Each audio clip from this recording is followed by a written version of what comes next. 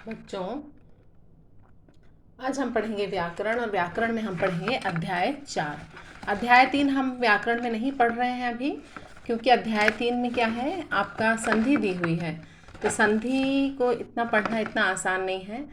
ये जब हमारे स्कूल खुलेंगे तब हम प्रत्यक्ष, जब हम आपस में है ना आमने सामने जब हम पढ़ेंगे, तो अध्याय 3 हम उस समय पढ़ेंगे, क्योंकि वो है संधि। और संधि के लिए आपको पूरा वर्णों वगैरह का ज्ञान होना ज़रूरी है। तो इस समय अभी संधि में आपको नहीं पढ़ा रही हूँ, हम पढ़ रहे हैं अध्याय 4। अध्याय 4 शब्द विचार। आप वर्ण विचार आपने पढ़ा कि वर्ण क्या है। किसी भी भाषा की सबसे छोटी ध्वनि जो है वो वर्ण कहलाती है। अब शब्द क्या है, तो शब्द क्या है कि वर्णों के सार्थक समूह को हम शब्द कहते हैं।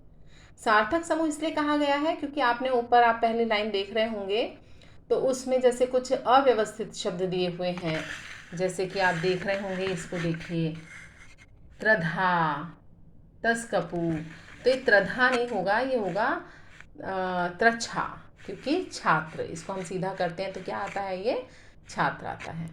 तो कहने का अर्थ ये है कि जो शब्द होता है वो वर्णों का सार्थक समूह होता है।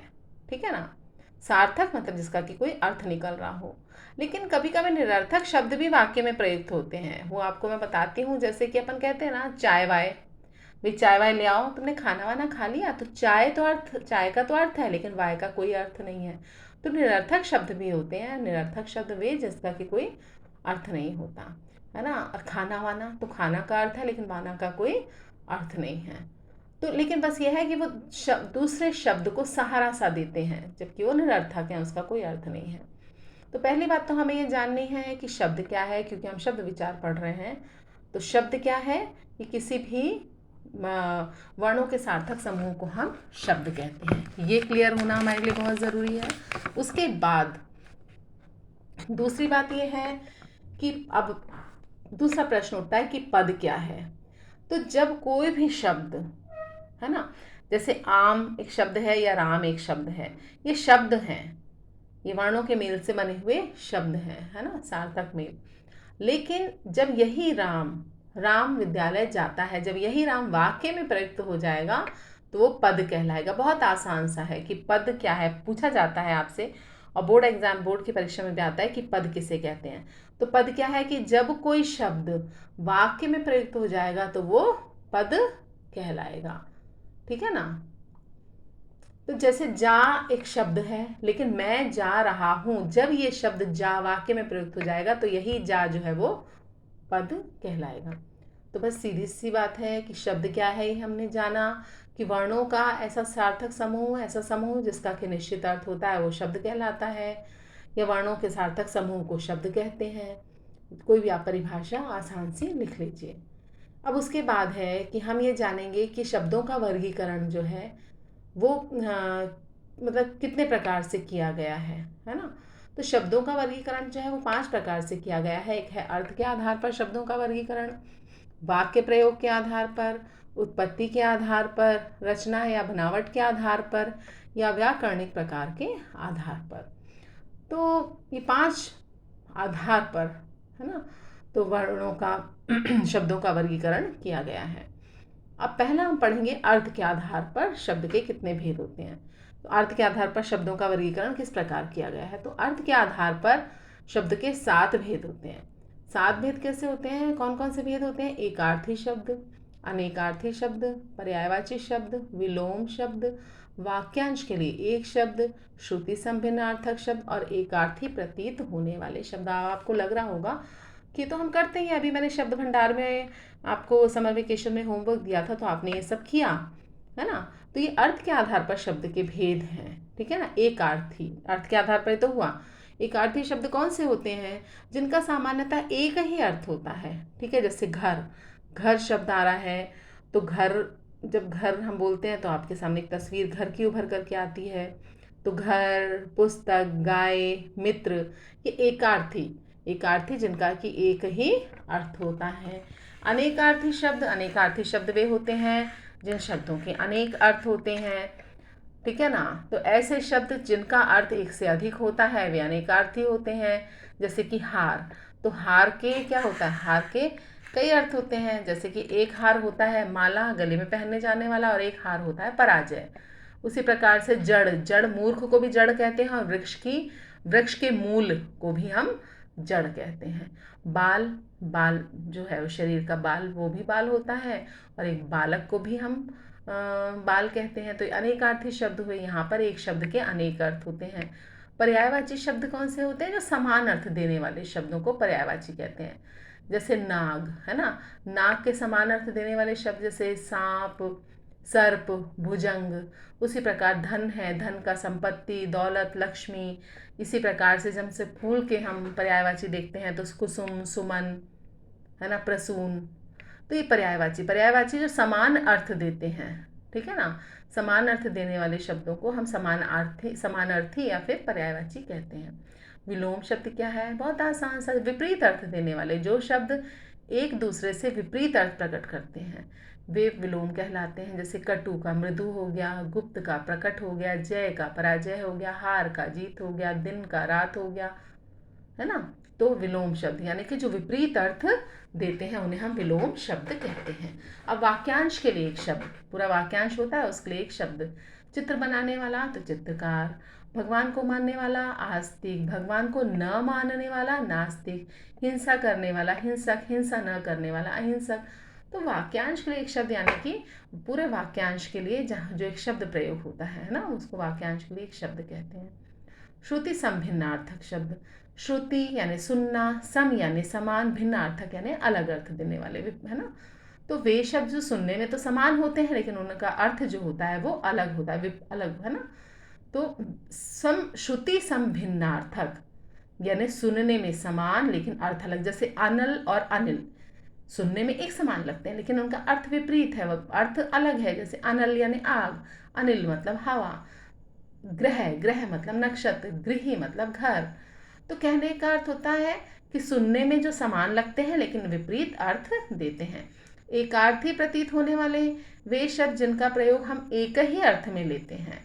जैसे ग्रंथ, ग्रंथ हम किसको कहते हैं, कोई प्रसिद्ध और है ना ऐसी पुस्तक को, बड़ी और प्रसिद्ध पुस्तक को हम ग्रंथ कहते हैं। तो ग्रंथ होता है कि कोई बड़ी और प्रसिद्ध पुस्तक, वो ग्रंथ कहलाती है, लेकिन पुस्तक कोई साधारण सी किताब, वो पुस्तक कहलाती है। तो एकार्थी प्रतीत मतलब अब हम कह देते हैं ग्रंथ और पुस्तक में हमें लगता है एक जैसा ही है, लेकिन नहीं, इनमें एक मतलब अर्थ तो हमें ऐसा लगता है कि एक अर्थ है लेकिन अर्थ इसका गौण होता है, एक अर्थ इसका नहीं होता। तो ये हमने जाना कि अर्थ के आधार पर हमने 7 भेद जाने। तो पहला हमने जाना एकार्थी शब्द, अनेकार्थी शब्द। एकार्थी शब्द जो एक ही अर्थ देते हैं, है ना, सामान्यतः ऐसा शब्द जिसका कि एक ही अर्थ होता है, एक अर्थी होता है। अनेकार्थी जिस शब्द के, ऐसे शब्द जिनके अनेक अर्थ होते हैं, एक से अधिक अर्थ होते हैं। पर्यायवाची समान अर्थ देने वाले शब्दों को पर्यायवाची कहते हैं। विलोम विपरीत अर्थ देने वाले शब्दों को विलोम कहते हैं। वाक्यांश कि अनेक शब्दों के लिए एक शब्द जो प्रयोग होता है वाक्यांश कहलाता है। श्रुति संभिन्नार्थक शब्द सुनने में समान लेकिन अर्थ उनका भिन्न होता है। एकार्थी प्रतीत होने वाले जो लगता है कि एक से, है ना, अर्थ एक से अर्थ दोनों के प्रतीत होते हैं लेकिन वो एक अर्थ नहीं होता है। वे शब्द जिनका प्रयोग हम एक अर्थ में कर लेते हैं पर उनमें सूक्ष्म अंतर होता है। तो ये हमने जाना अर्थ के आधार पर भेद। अब दूसरा हम पढ़ेंगे वाक्य प्रयोग के आधार पर, है ना, वर्गीकरण शब्दों का। तो वाक्य प्रयोग के आधार पर शब्दों का वर्गीकरण 2 वर्गों में बांटा गया है। वाक्य प्रयोग के आधार पर शब्दों को, एक होता है सार्थक और एक होता है निरर्थक। तो नाम से प्रतीत हो रहा है कि सार्थक वे शब्द होते हैं जिनका कि कोई अर्थ होता है, जिन शब्दों से अर्थ का बोध होता है वे सार्थक होते हैं। जैसे पुस्तक है, कमरा है, दीपावली, तो ये सार्थक है। निरर्थक शब्द वे होते हैं जिनका कि कोई अर्थ नहीं होता है ना, जिनका कोई अर्थ नहीं होता, निरर्थक। जैसे टर, चूं, चक, मैंने आपको बताया था कि खाना, वाना, है ना, खाना का अर्थ है लेकिन वाना का कोई अर्थ नहीं, तो ये निरर्थक। तो सार्थक शब्द वाक्य प्रयोग के आधार पर जो हम वर्गीकरण करेंगे तो उसे हम 2 वर्गों में बांटा है हमने शब्दों को, एक सार्थक शब्द और दूसरा निरर्थक। तो सार्थक शब्द वे होते हैं जिन शब्दों का कि कोई अर्थ होता है वो सार्थक शब्द होते हैं, है ना, और जिन शब्दों का कोई अर्थ नहीं होता वो निरर्थक होते हैं। अब हम तीसरा देखेंगे उत्पत्ति के आधार पर शब्द के भेद। तो उत्पत्ति के आधार पर जहाँ भाषा में जो शब्द जहाँ से आया है, मतलब वो शब्द जहाँ से आया है उस स्थान को उस शब्द का स्रोत कहते हैं, है ना, जहाँ से वो शब्द आया है। तो उसी प्रकार से उत्पत्ति के आधार पर शब्द के 4 भेद होते हैं, तत्सम, तद्भव, देशज और विदेशज। तत्सम शब्द क्या होते हैं? संस्कृत के वे शब्द जो अपने मूल रूप में ही हिंदी में प्रयुक्त हुए हैं, वे तत्सम कहलाते हैं। जैसे वायु है, अग्नि, गुरु। कहने का अर्थ ये है कि संस्कृत के, है ना, जो संस्कृत के शब्द अपने मूल रूप में ही, अपने एज इट इज़ जो है वो हिंदी में प्रयोग हुए हैं, वो है आपका तत्सम शब्द। अब तद्भव शब्द जो कि बदले हुए रूप में, परिवर्तित रूप में जो प्रयोग होते हैं, हुए हैं, वे हैं तद्भव। जैसे संस्कृत के वे शब्द जिनका हिंदी में प्रयोग करने पर उनके स्वरूप में परिवर्तन आ जाता है, जैसे घृत। घृत और तत्सम है, और घी जो है वो तद्भव है। दधी तत्सम है और दही जो है वो तद्भव है। यानी कि संस्कृत के मूल शब्द जो अपने वैसे ही रूप में, उसी रूप में संस्कृत के शब्द जो अपने मूल रूप में हिंदी में प्रयुक्त हैं वो तो तत्सम है, और संस्कृत के जो शब्द अपने बदले हुए रूप में हिंदी में प्रयुक्त हुए हैं वो है तद्भव। ठीक है।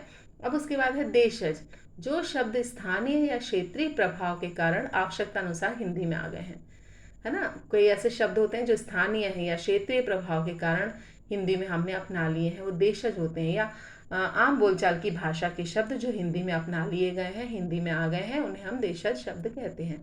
जैसे खटिया, मटका, पगड़ी, चौखट, जूता, अटकल आदि।